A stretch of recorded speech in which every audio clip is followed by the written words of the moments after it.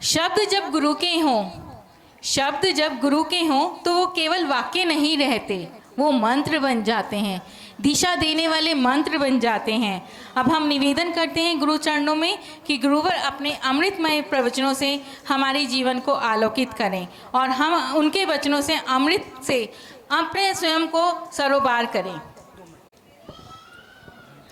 हम आचार्य आदित्य सागर महाराज जी के चरणों में निवेदन करते हैं कि वो अपनी वाणी से हमें कृतार्थ करें और गंगा में बहने का मौका दें।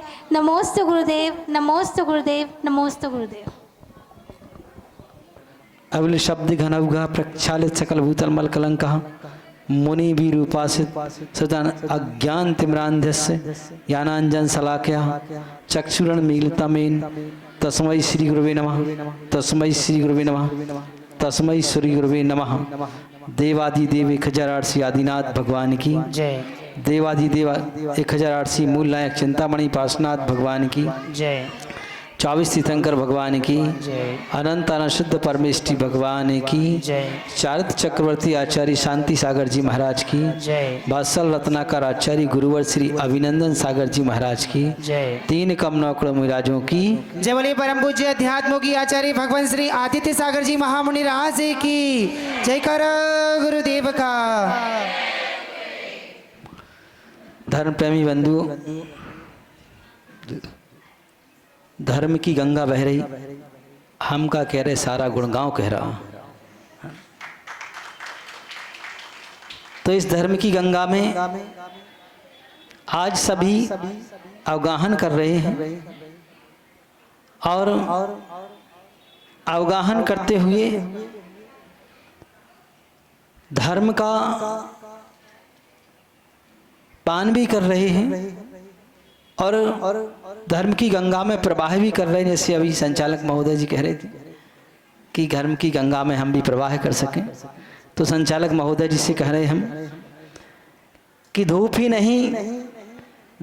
नहीं ठहरने को छाँव भी दूंगा, सागर ही नहीं पार होने को नाव भी दूंगा, तुम श्रद्धा भक्ति और समर्पण बनाए रखना, चलने को पथ नहीं पाँव भी दूंगा, चलने को पथ नहीं पाँव भी दूंगा।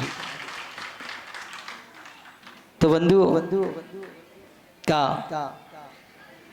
कि आज हम देख रहे हैं कि सारी मातृत्व शक्ति एकत्रित हुई है और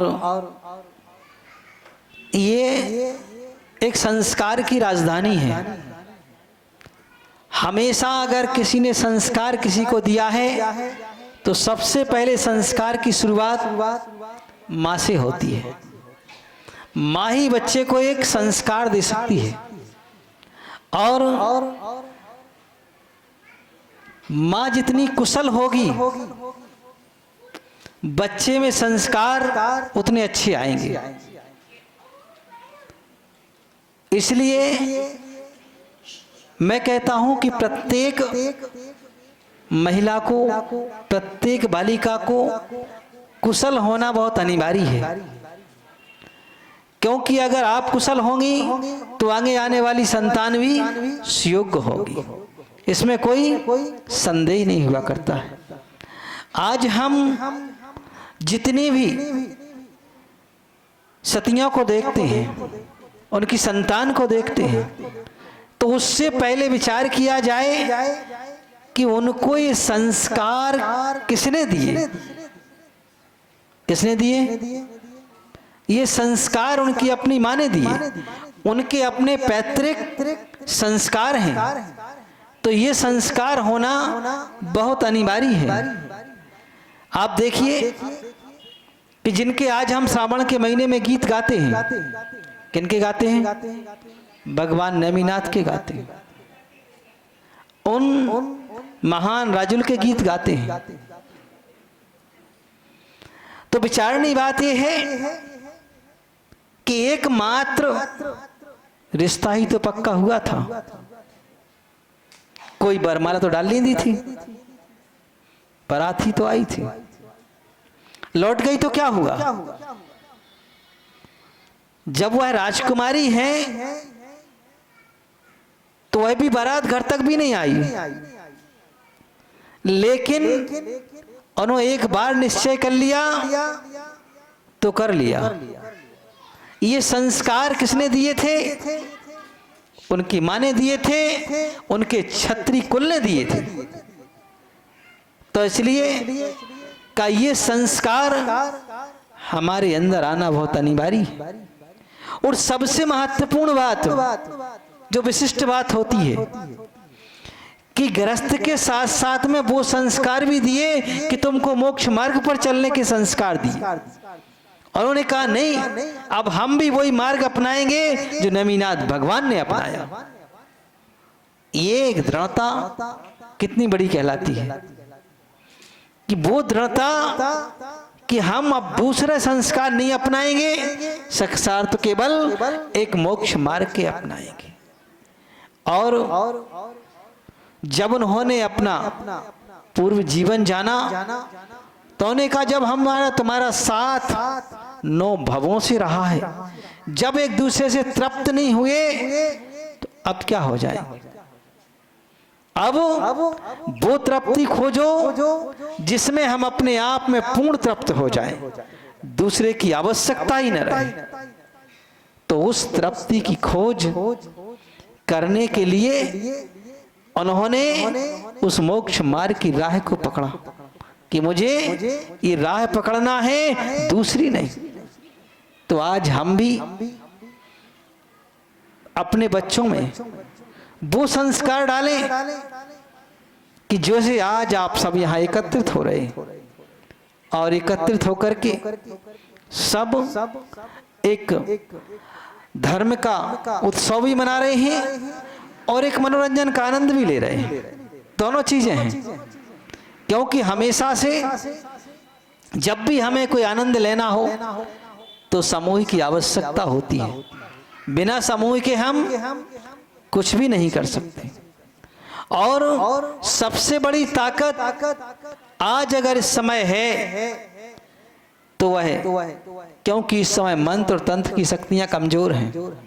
क्यों हैं? क्योंकि ये पंचम काल है। विद्या की शक्तियां भी नहीं है, देवत्व शक्तियां भी बहुत न्यून हैं। जब इन सब के न्यून होते हुए आज अगर कोई ताकत है तो वो है एकता की ताकत। क्या है? एकता की ताकत है, दूसरी कोई ताकत नहीं है आज। तो आज जैसे एक कोई भी हम चाहे बाबा मंडल हो चाहे महिला मंडल, अगर एक ने हेड ने कह दिया सबने मान लिया। एक हमारी एकता की ताकत है। इधर चाहे पंचायत कमेटी हो, एक ने निर्णय ले लिया मतलब सबने कहा भाई ठीक है। तो आज एकता में ही ताकत है, दूसरी किसी चीज में ताकत नहीं है। और आज हम अगर एकत्रित तो संगठित रहेंगे तो हमारे अंदर कुछ ताकत बाहर रहेगी, दूसरी शक्तियों से हम लड़ने में समर्थ होंगे। देखिए आज से नहीं, अनादि काल से प्रत्येक घर में एक मंत्रा होती आई है ना। इसमें कोई बड़ी बात नहीं है, लेकिन मंत्रा है तो है, कोई बात नहीं, रहने दो। लेकिन वहां कैकेयी भी होती आई हैं और माता कौशल्या भी होती आई हैं। तो हमें माता कौशल्या बनना है, जो हेड सीट पे बैठी हुई ना। हाँ, तो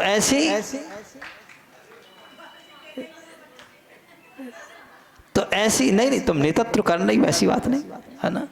तो ऐसे माता कौशल्या की तरह बनना है।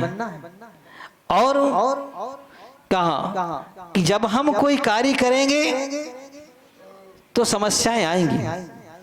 आप रोड पर चलोगे स्पीड ब्रेकर आएगा। वैसे आजकल तो स्पीड ब्रेकर कम हो गए, हाईवे बना दिए बाहर। फिर भी अगर तुम पब्लिक के बीच वाली रोड पर चलोगे तो स्पीड ब्रेकर आएंगे। अब ये कला उस ड्राइवर में होना चाहिए कि स्पीड ब्रेकर पे गाड़ी कैसे निकालना है।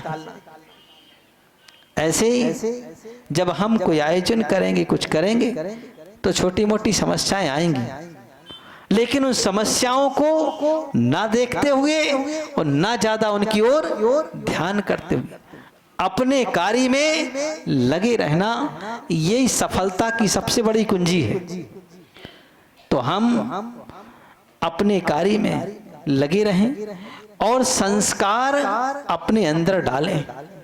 आज सबसे बड़ी अगर कोई चीज की आवश्यकता है तो इस मातृत्व शक्ति को जागृत होने की आवश्यकता है, क्योंकि आज जैन समाज में कई प्रकार की समस्याएं उत्पन्न हो रही,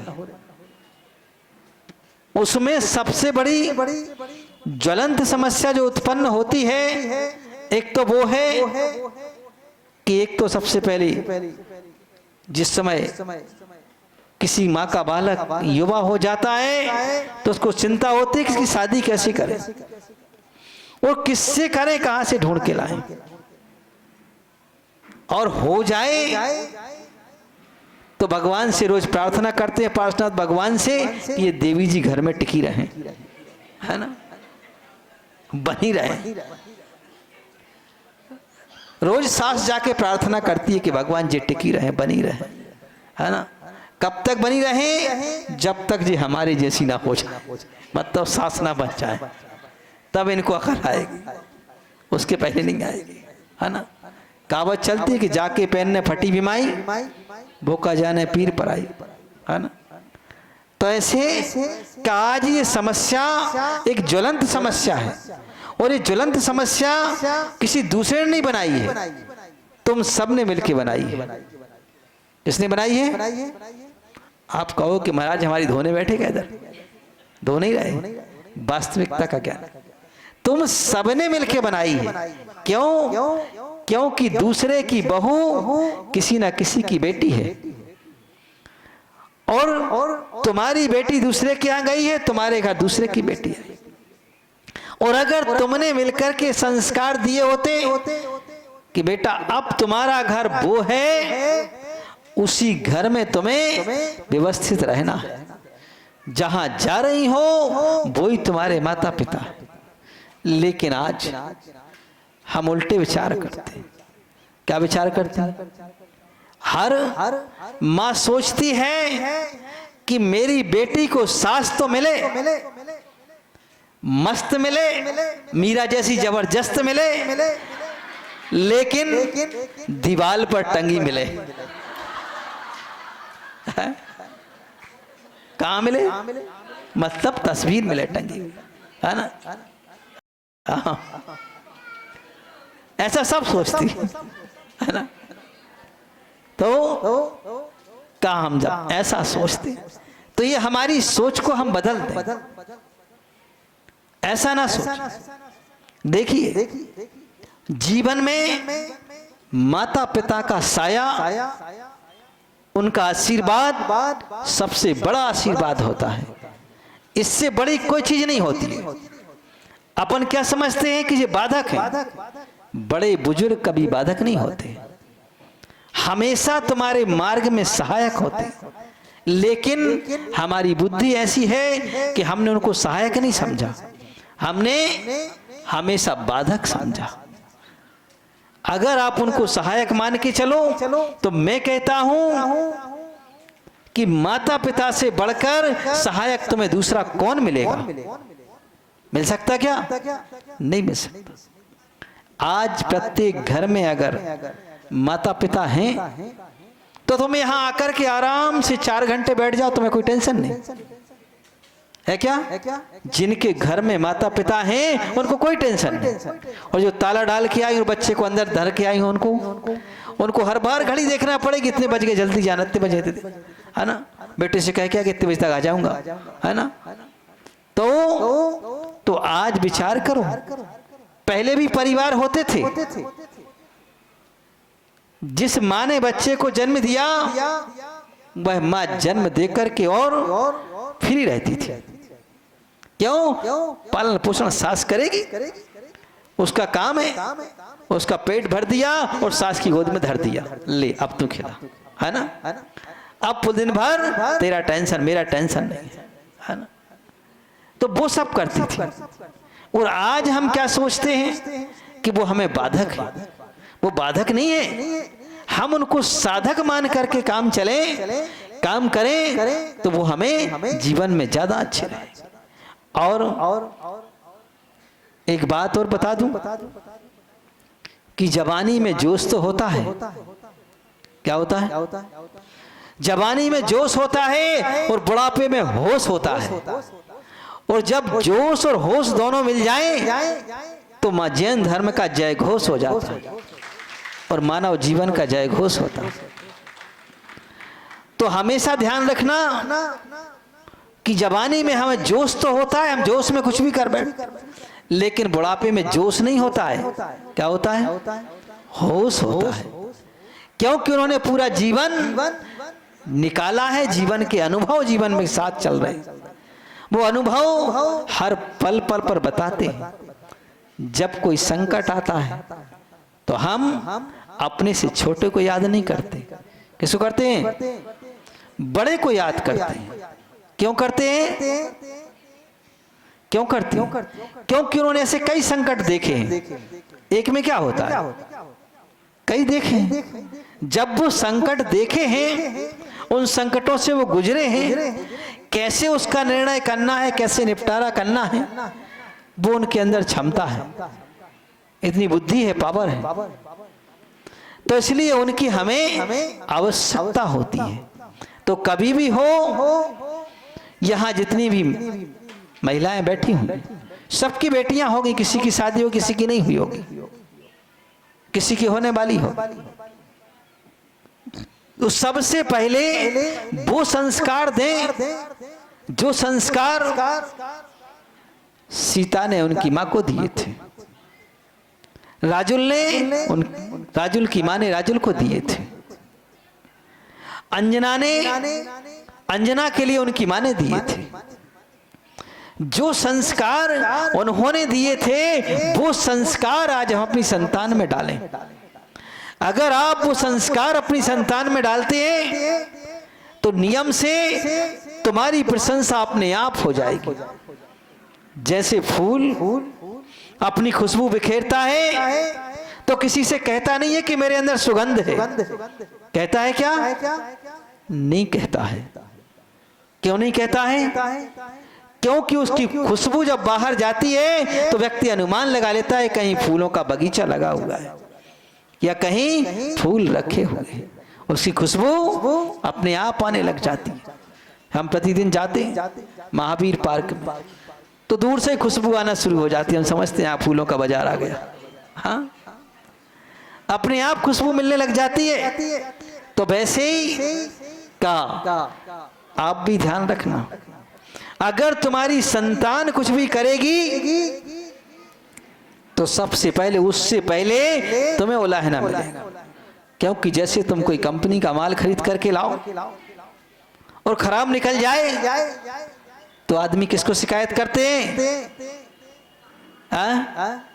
कंपनी वाले को। नाम इतना ऊंचा रख रखा है तो घटिया माल बनाया। हाँ? तो ऐसे का अगर वह संतान कुछ गड़बड़ करेगी तो माँ बाप को कहा जाएगा कि तुम्हारी माँ ने तुम्हें ये संस्कार दिए हैं, और अगर वो अच्छा करेगी संतान तो तुम्हारा नाम अपने आप ऊपर हो जाएगा। अब आप क्या चाहती हैं? क्या चाहती हैं? पीछे वाली महिलाएं बातें कर लो जरा आराम से ना, माइक लगवा पीछे। तो क्या चाहती हो? तुम यही चाहती, क्या अपना नाम नीचा करना चाहते कि ऊंचा? ऊंचा करना चाहते। वैसे एक बात बताऊं, मैं ये गुड़गांव में बहुत बड़ा आश्चर्य देख रहा हूं कि यहाँ पर 90% महिलाएं शांत बैठी हैं, है ना? पीछे इक्का दुक्का लगे वो बात लगे, वो भी मुँह छुपा के कर रही, सामने नहीं कर रही, है ना? फिर भी हमने देख लिया बात लगे। तो अगर हम अपना नाम ऊंचा चाहते हैं तो सबसे पहले हमें अपनी संतान में संस्कार हमें अच्छे डालना हो, और ये तुम्हारा सबसे पहला कर्तव्य हुआ करता है। तो हम उनको ये संस्कार अगर अच्छे देंगे, हमारा नाम स्वमेव ही ऊंचाइयों पर जाएगा। तो इसलिए जैसा हम काम आज तुम सारी महिलाएं मिलकर के करती हो, वैसे ही मैं चाहता हूं कि अपनी संतान को भी ये काम सिखलाएं।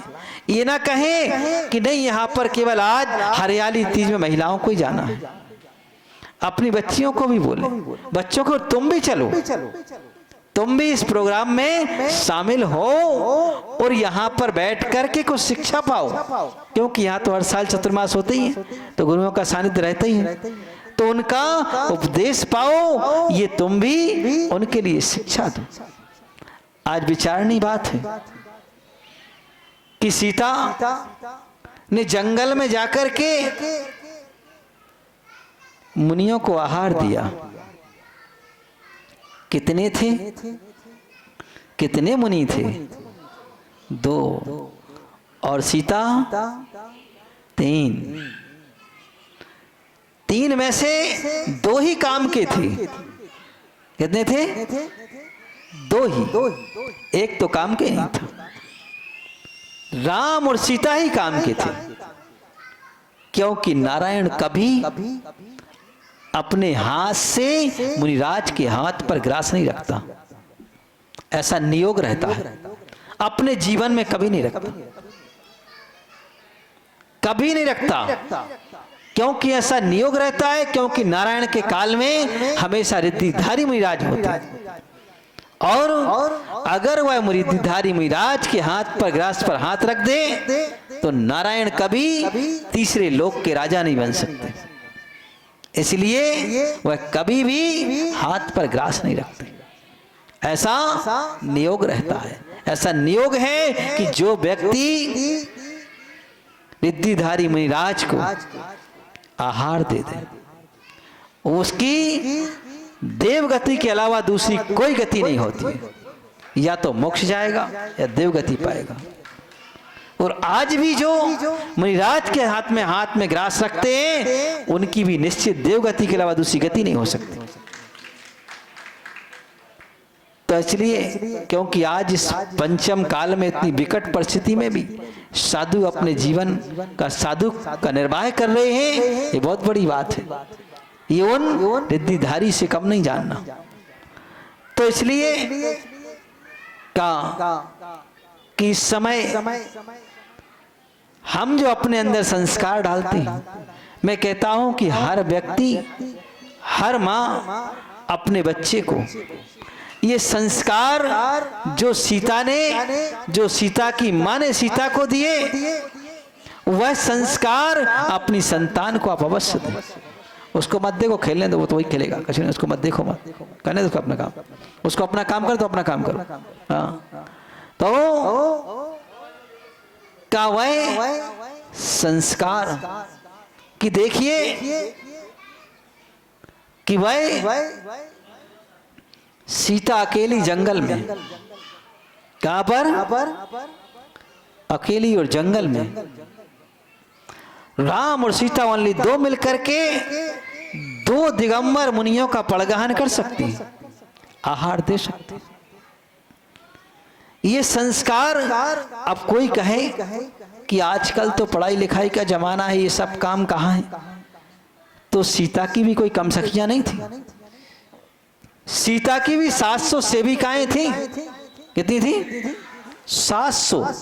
जब वह चलती थी तो चारों ओर 150 इकट्ठी हो जाती थी, और 15-15 की लाइन लग जाती होगी ऐसी लंबी। जैसे तीर्थंकर भगवान चलते तो 15-15 कमल तैयार हो जाते ना, ऐसे ही चारों ओर से चलने को तैयार। तो जिसकी 700 सेविकाएं हो, उसने अपने घर में रह कर के भी कुछ काम तो किया होगा। ऐसा तो नहीं कि नहीं, जब तो सीखा होगा, वरना जंगल में किसने सिखा दिया? तो जिसकी इतनी सारी सेविकाएं हैं, फिर भी उसने हर काम सीखा। तो आज हमें भी चाहिए कि हम भी हर काम को अपनी संतान को अवश्य सिखाएं, उसको इतना परफेक्ट बनाएं। देखिए, कोई ये नहीं कह रहा है, मैं ये नहीं कहता हूं कि कलाएं मत सीखो, कि विद्याध्ययन मत करो। विद्याध्ययन करना अनिवार्य है, करना चाहिए, क्योंकि मूर्ख आदमी की कहीं कीमत नहीं है। हर जगह बुद्धिमान की कीमत होती है और कला कौशल की कीमत होती है। अगर ये सब नहीं होता तो सबसे पहले भगवान आदिनाथ स्वामी अपनी पुत्री ब्राह्मणी और सुंदरी को अक्षर ज्ञान न सिखाते।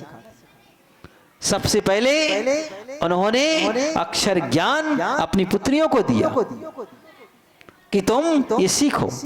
पुरुष वर्ग को तो सबसे पहले कहा तलवार उठाओ, रक्षा करो। तो पुरुषों को तलवार चलाना सिखाया, तो महिला सिखा तुम कलम पकड़ो। तुम्हारे हाथ में अगर तलवार नहीं उठ सकती तो ये कलम चलाओ। तो अपनी दोनों बेटियों को दोनों पास में बिठा करके, दाएं बाएं बिठा करके, और दोनों को सबसे पहले अक्षर ज्ञान सिखाया, लिपिवत सिखाया, लिपि शिक्षा दी। तो ज्ञान तो अनिवार्य है, और एक नहीं अनेक भाषाओं का ज्ञान भी होना अनिवार्य है। लेकिन एक विडंबना जो आज होती है कि हम एक भाषा का तो ज्ञान करते हैं और दूसरी भूल जाते हैं। कौन सी भूल जाते हैं? आज हम पाश्चात्य संस्कृति की ओर बढ़ रहे हैं। अंग्रेजी में बोलना भी बहुत अच्छा जानते, पढ़ाना भी जानते, लेकिन हम अपनी मातृभाषा हिंदी और संस्कृत को भूलते चले जाते हैं। तो बात तो बराबर ही हुई। हाँ, बात तो वही हुई कि आगे के दो पीछे तीतुर, पीछे के दो आगे तीतुर। बोल भाई कितने तीतुर? कि 6 तीतुर। आगे के दो पीछे तीतुर, पीछे के दो आगे तीतुर। कितने हो गए? हाँ, कुल मिला के 3। हाँ, वही ढाक के 3 पाद, कुल मिला के रहे तो 3 ही गए। तो इसलिए अगर हमने एक कला सीखी और दूसरी भूल गए, मतलब क्या निकला? और दूसरे की कला से अपनी कला पहले आने अनिवार्य होता है। जैसे गांव में कहावत बोलते थे लोग कि जैसे जैन समाज में हर बच्चा दुकान चलाना छोटे से सीख जाता था। जैसे छुटकर से, बिल्कुल। क्यों सीखता था? स्कूल से आया 1 घंटे पहले दुकान में बैठेगा। किस लिए बैठेगा? जेब खर्च निकालने के लिए, क्योंकि पापा से मांगो तो इतना मिलता नहीं था। तो वो क्या करे? बोले दुकान पर बैठ जाओ, 1 घंटे में अपन अपना जेब खर्च निकाल लेंगे, है ना। तो उसके लिए बैठता था और सीख जाता था। तो गांव में लोग कहावत कहते थे कि केकड़े का बच्चा मट्टी खोदना तो जन्म से सीख लेता है। ऐसी कहा करते थे कि बानिया का बच्चा पैसा कमाना तो जन्म से सीख लेता है, क्योंकि उसके पास वो हुनर पहले से है। तो हम ये कहना चाहते कि अपना हुनर तुम्हें पहले आना चाहिए, और इसके बाद दूसरे का हुनर भी तुम सीख लो, तो ये तुम्हारी एडवांस कला है। ये बहुत अच्छी बात है, खराब नहीं है ये बात, बहुत अच्छी है। लेकिन पहले अपना हुनर सीखो, अपना काम पहले सीखो। आज हम देखते हैं कि आज हम अपना काम करना नहीं जान पाते। बड़े आश्चर्य की बात, लक्ष्मीनगर में थे हम, दिल्ली में। तो एक माँ बैठी हुई थी, उसके पास फोन आया बच्चे का। बोले मम्मी मुझे भूख लग रही है और मैंने सोचा ककड़ी रखी है फ्रिज में, इसको बना के खा लूं, लेकिन ये ककड़ी कैसे थी तैयार किया बता तो दो। और बच्चा कितना? 20 साल का। कितना? 20 साल का। तो ये गलती किसकी? किसकी गलती? माँ की गलती कि तुमने 20 साल के बच्चे को एक ककड़ी कैसे तैयार की जाती है, कैसे छीली जाती है, तुमने वो भी नहीं सीखने दिया। मतलब तुम उसकी हितैषी नहीं हो। क्या हो? तुम उसके हितैषी नहीं हो। हितैषी तो वो कहलाता है जो अपनी कला दूसरे को दे करके जाए, वो हितैषी है। और तुमने उसको हित ही नहीं सिखाया। अरे कभी वक्त आ जाए तो वो तो भूखा रह जाएगा। अपना पेट स्वयं नहीं भर पाएगा। तो ये कला सिखाना अनिवार्य होती है, चाहे तुम्हारी संतान लड़का हो चाहे लड़की हो, कोई भी हो, उसके लिए ये कला सिखाना तुम्हें अनिवार्य है। और उस कला को जानने के लिए प्रैक्टिकल करना अनिवार्य होती है, क्योंकि कुछ चीजें किताबों से नहीं सीख सकते हो, है ना। किताबों से ज्यादा कुछ प्रैक्टिकल सीखना पड़ता है।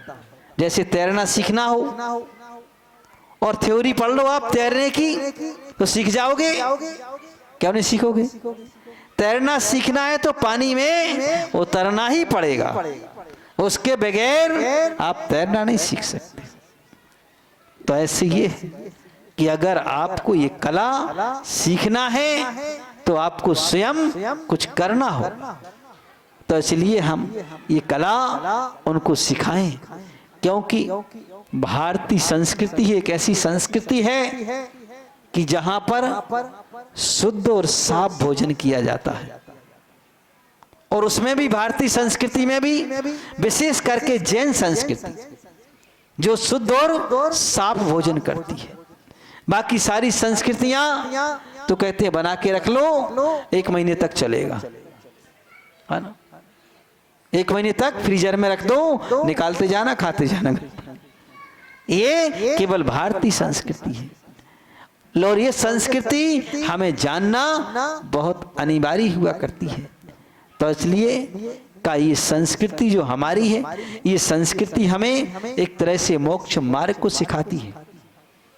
और ये मोक्ष मार्ग पर चलने की कला केवल जैन संस्कृति में है, अन्यत्र कहीं नहीं। तो इसलिए हम ये जैन संस्कृति वाली कला को अपनी संतान में अवश्य दें, उसको ऐसी न छोड़ दें।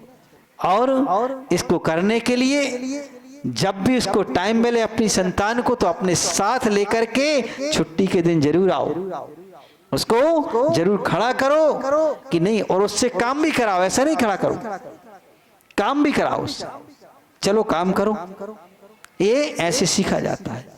तो इस तरह अगर हम ये कला सिखा देंगे, देखिए आज भरोसा नहीं कि कब क्या हो जाए सारे विश्व में, इसका कोई भरोसा नहीं। एक आदमी का दिमाग घूम जाए, सारे विश्व में तबाही मच जाएगी।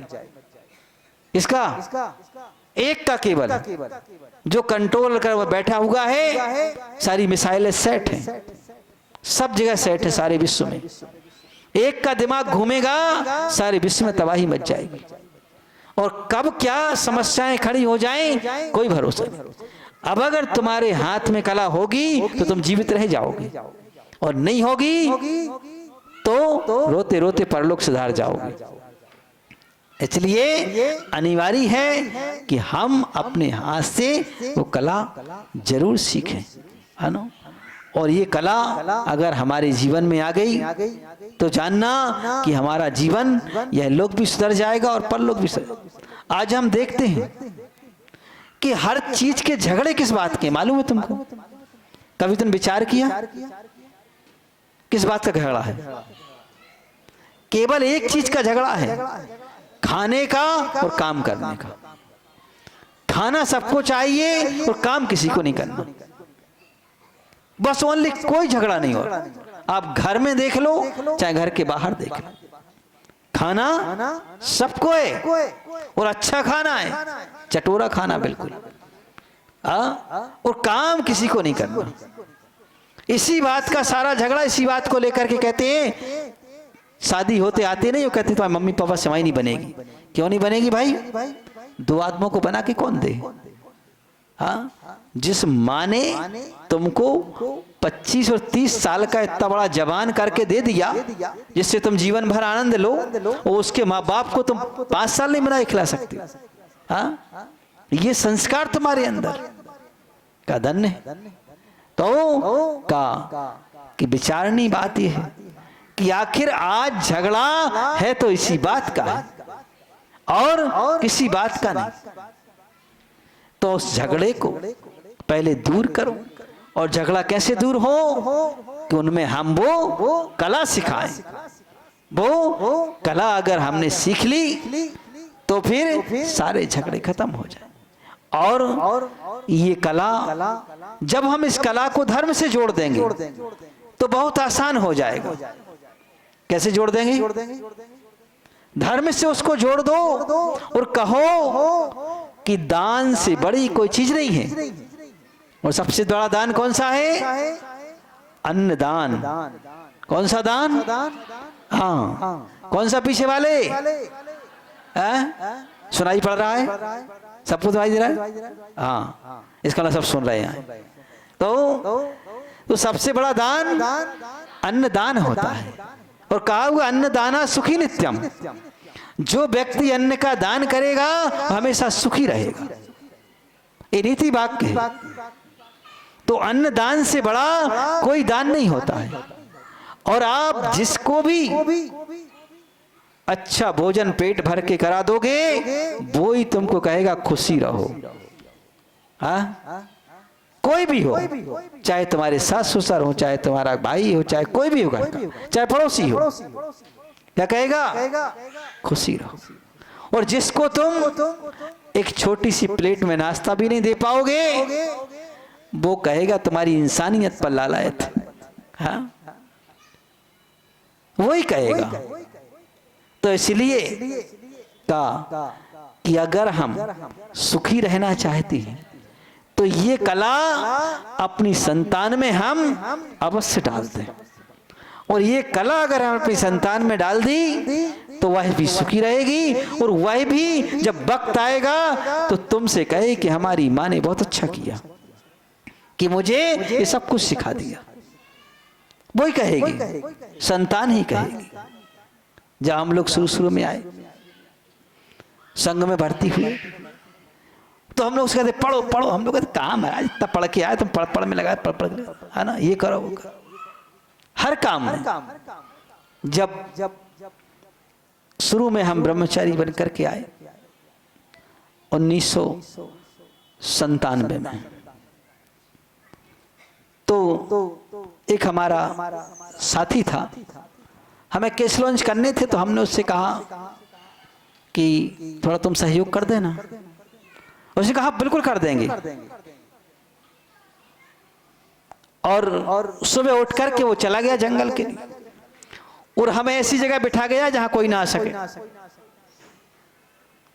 अब हमें थोड़ी देर तो लगा कि मैंने कहा कैसा धोखेबाज आदमी है यार, बताओ हमसे कह क्या सहयोग कर देंगे और चला गया तो चला ही गया। हमने धीरे धीरे किया, 1 घंटा निकल गया। फिर मैंने सोचा कि ये पराधीन जीवन कब तक जिएंगे। हमने बोलो नमोरी हंथाड़ा और उठा के रखो सामने पंचमुष्टि के श्लोक और नमोकार मंत्र हर बार में नमोरी हंथाड़ा बोले और एक गुच्छा निकाल के धरे। और जब तक वो आया तब तक हमने सारा मामला निपटा दिया। हमने कहा बड़े धोखेबाज हो यार, तुम 1 घंटे बाद आए। बोले धोखेबाज नहीं, हम तुम्हारे सच्चे हितैषी हैं। वो कैसे तुम? बोले अगर हम वक्त पर आ जाते तो तुम्हारा साहस कभी ना बढ़ता। और आज तुम्हारा वो साहस बढ़ गया कि तुम दूसरे से हाथ नहीं लगवाना पसंद करते। स्वाधीन बना दिया। तो ये स्वाधीन बनाने की कला सीखो। आज हम मानते हैं कि उसने उस समय तो 1 घंटे के लिए धोखा किया, लेकिन सारी जीवन मुझे स्वाधीन बना दिया। हम किसी का मुंह नहीं देखते, वरना आज लोग इंतजार करते हैं कि इस लॉन्च करना है, उसको बुलाओ, फोन लगाओ। फिर वो कहता है कि आने जाने की टिकट और लिफाफा कितना होगा। हाँ तो वो सब पूछता है क्योंकि हमें मालूम है। वो कहते हैं महाराज इतने से कम तो नहीं लगेंगे, आने जाने का टिकट भी इतने का तो लिफाफा चाहिए, तो आऊं वरना ना आऊं। हाँ, तो फिर मैं कई बार सोचता हूं कि यार मेरे उस साथी ने बहुत अच्छा किया कि मुझे एक ही बार में स्वाधीन बना दिया, किसी का मोहताज नहीं। तो इसलिए यही बात मैं तुमसे कहता हूं कि अपनी संतान को अगर तुम स्वाधीन बना के जाओगी तो तुम्हारी संतान तुमको जीवन भर नहीं 2 पीढ़ी तक याद करेगी। तो इसलिए अपनी संतान को स्वाधीन बना के जाओ, पराधीन बना करके मत जाओ। जैसे अपन स्कूल की कला सिखाते हैं वही कला हम उनमें भी सिखाएं, वो परस्पर में प्रेम से रहने की कला सिखाएं। देखिए आज का सबसे बड़ी समस्या है, दो लोग एक साथ मिलकर नहीं रहना चाहते। क्या कारण है, क्यों नहीं रहना चाहते? आज एक ही संतान होती है, दूसरी नहीं होती कोई, लेकिन माता पिता से भी मिलकर नहीं रहना चाहते। सास भी कहती है, माता पिता भी कहते हैं मुझे तो लड़का जॉब वाला चाहिए, जॉब वाला, दूसरे की गुलामी करने वाला चाहिए, हमें मालिक नहीं चाहिए, नौकर चाहिए। क्यों पूछते हो जॉब वाला चाहिए? ये क्यों नहीं पूछते हो कि मुझे तो सेठ चाहिए, है ना, स्वयं का मालिक चाहिए, जिसका अपना स्वयं का कारोबार हो? वो क्यों नहीं पूछते? दूसरे की गुलामी करने वाला क्यों चाहिए? इसलिए चाहिए कि दूसरे की गुलामी करने वाला घर से दूर रहेगा तो हमारी बेटी को कुछ करना नहीं पड़ेगा। लेकिन ये भी सोचो कि आगे आने वाली संतान भी अगर उसके साथ ऐसा करेगी तो क्या होगा? हाँ? आज घर में 4 लोग रहते हैं और अगर कहीं खुदा ना खास्ता एक आध कोई चला भी जाता है, बूढ़ा व्यक्ति, तो 4 के बीच में जल्दी से जल्दी भूल जाता है। वो कहता है तो इतने सारे क्या टेंशन, अकेले थोड़ी ना। और एक ही हो और उसमें से एक चला जाए तो कहता अब क्या करूं, हाँ अब सारा काम चौपट हो गया। और आजकल तो एक और समस्या है कि एक बेटा वही विदेश चला गया, बुड्ढा बुड्ढी घर में रहते हैं, उसमें से एक आध चला गया, एक आध बचा तो नौकर गला दबा देता है दूसरे का, कहते चलो जाओ हम लेके चले सब। हाँ ये भी हो रहा है। तो इसलिए कहा हम ये देखें और विचार करें कि देखिए थोड़ी सी अगर हम एक भावनाओं को बदलें, है ना, अपन क्या चाहते हैं हमेशा, हम हमेशा चाहते हैं कि दूसरा सुधर जाए, क्या हो जाए, दूसरा हमारे अनुसार चले, बस हम इतना चाहते हैं। लेकिन इतना समझ रखो कि औरों को बदलने के लिए खुद को बदलना सीखो, और शंकर बनना है तो विष का घूंट निगलना सीखो। वो जालों की परिभाषा ना मिलेगी तुम्हें किताबों में, वो जालों की परिभाषा ना मिलेगी तुम्हें किताबों में। उस उजाले को पाने के लिए दीप बन खुद जलना सीखो, दीप बन खुद जलना सीखो। अगर हम स्वयं दीप बन के जलना सीखे तो स्वयं का भी उजाला हो जाएगा और दूसरे को भी उजाला मिल जाएगा। तो बंधु का इतनी छोटी सी बात है, ज्यादा बड़ी बात नहीं। हम अपने जीवन में ऐसा परिवर्तन लाएं और हमेशा से अगर सुखी रहना है तो ये मंत्र लिख लो, सूत्र लिख लो कि किसी भी सामने वाले की छोटी मोटी बात पर ध्यान देना छोड़ दो। क्या करो, चाहे तुम्हारा बेटा हो चाहे बेटी हो, तुम्हारे चाहे सास हो चाहे ससुर हो, चाहे तुम्हारी माता हो चाहे पिता हो चाहे भाई हो, क्या कर दो, छोटी मोटी बात पर ध्यान देना छोड़ दो। और ये बात कब होती है? जब परस्पर में प्रेम हो। क्या हो? प्रेम हो तो होती है। जैसे आप सबको अनुभव होगा कि जब बच्चा स्कूल में पढ़ता है और जो उसके प्रिय मित्र हो जाते हैं, उसमें से 2-3 प्रिय होते, ज्यादा नहीं होते, जिनका गठबंधन बहुत अच्छा रहता है ना। अगर कोई तीसरा उसके मित्र की बुराई करे तो भले उसमें बुराई हो तो भी वह कहता है मेरा मित्र ऐसा नहीं चलबक, तो ये सब बेकार है। बुराई है उसमें फिर भी उसको कहता है उसमें ऐसा नहीं है ना। फिर भी वह क्यों है? क्योंकि मित्र से प्रेम है, इसलिए वह उसकी कमी को भी पर्दा डाल देता है। और ना हो तो फिर तो कोई बात ही नहीं। तो इस तरह अगर हमें भी परस्पर में प्रेम हो तो का हम दूसरे की छोटी मोटी, और फिर आज का ये पंचम काल है का, इस काल में तो ऐसा कोई इंसान ही नहीं हो जिसमें कोई कमी ना हो। आप ढूंढ के बता दो, एक भी इंसान ऐसा नहीं होगा जिसमें कमी ना हो। क्यों? सब अपने अपने में झांक के देख लो, सबको पता चल जाएगा हम में कमी, हम में कमी, सब में है। तो फिर हम दूसरे की कमियों क्यों देखते फिर? कमी दूर करना तो अपनी करो, उसका अभ्यास करो। जब हम अपनी कमी दूर करने का अभ्यास करेंगे तो झगड़ा झगड़ा अपने आप दूर हो जाएगा, कहीं भी नहीं हो सकता है। तो इसलिए बंधु, हम इस पथ पर चलने के लिए थोड़ा थोड़ा अगर अपने को हम झुका करके काम करेंगे तो सारा काम सही हो जाएगा। कहा है कि दीप निष्ठा का जले तो आंधियां बाधक ना होंगी, दीप निष्ठा का जले तो आंधियां बाधक ना होंगी, आदमी में हो लगन तो मजबूरियां बाधक ना होंगी। हारते हैं वो जिन्हें विश्वास अपने पर नहीं है, और बढ़ चले पथिक तो दूरियां बाधक ना हो, दूरियां बाधक ना हो। तो बंधु का हमारे अंदर कोई भी दूरी बाधक नहीं होगी, हमें फिर परस्पर के मेल के साथ रहने वाली दूरी उनसे कोई दूर नहीं कर सकता है। तो हम ये शिक्षा अपने पूर्वजों से लें, महापुरुषों से लें, और ये शिक्षा अपने जीवन में उतारें। इन्हीं भावनाओं के साथ बोलिए देवादि देवी खजाराट श्री महावीर भगवान की